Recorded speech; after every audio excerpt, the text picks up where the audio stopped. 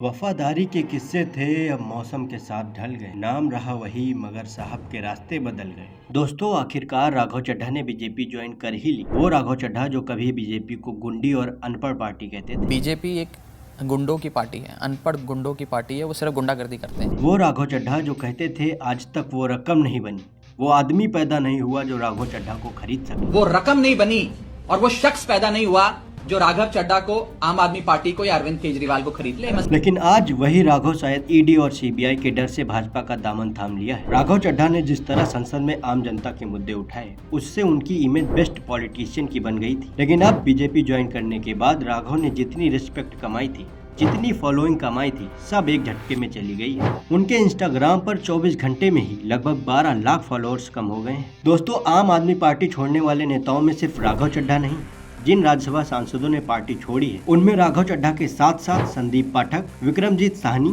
अशोक मित्तल, हरभजन सिंह, राजेंद्र गुप्ता और स्वाति मालीवाल का नाम शामिल है। हालांकि इनमें से राघव चड्ढा, संदीप पाठक समेत 4 सांसद ही बीजेपी में शामिल हुए हैं। दोस्तों, अब आपके मन में एक सवाल आ रहा होगा, क्या राघव चड्ढा की राज्यसभा सदस्यता चली जाएगी? तो ऐसा नहीं है। जब एक बार कोई व्यक्ति राज्यसभा के लिए चुन लिया जाता है तो उसकी सदस्यता संविधान के तहत सुरक्षित हो जाती है। कोई भी पार्टी किसी सांसद को सीधे तौर पर हटा नहीं सकती, लेकिन दल बदल विरोधी प्रावधान के तहत उसे अयोग्य ठहरा सकती है। राघव चड्ढा ने दावा किया है कि आम आदमी पार्टी के 2/3 से अधिक राज्यसभा सांसद ने भाजपा में विलय कर लिया है, जिससे दल बदल विरोधी कानून के तहत उनकी सदस्यता सुरक्षित रहेगी। दोस्तों, कुछ दिन पहले आम आदमी पार्टी ने राघव को राज्यसभा में डिप्टी लीडर पद से हटा दिया था और सदन में उनके बोलने पर रोक लगा दी थी, जिसके बाद चर्चाएं होने लगी कि राघव चड्ढा बीजेपी ज्वाइन करने वाले हैं या वो एक अपनी नई पार्टी बनाने वाले। लेकिन आज उन्होंने बीजेपी ज्वाइन कर ली। वहीं उत्तर प्रदेश के पूर्व मुख्यमंत्री अखिलेश यादव से जब राघव चड्ढा पर सवाल पूछा गया तो उन्होंने कहा कि अब आम आदमी पार्टी और समाजवादी पार्टी एक ही तरह की परिस्थितियों से गुजर रही है।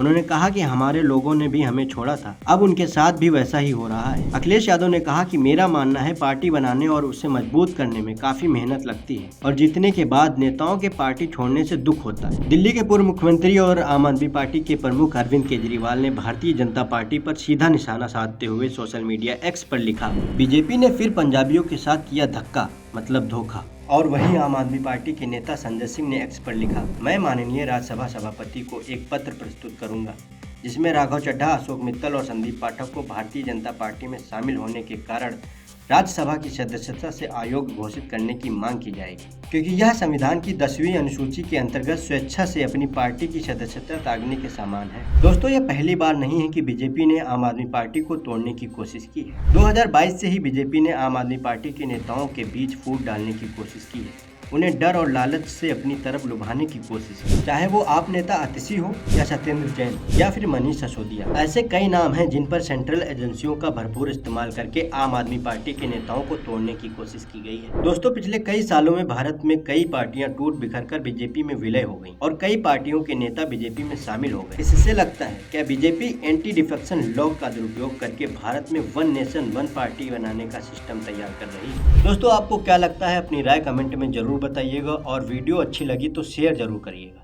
धन्यवाद।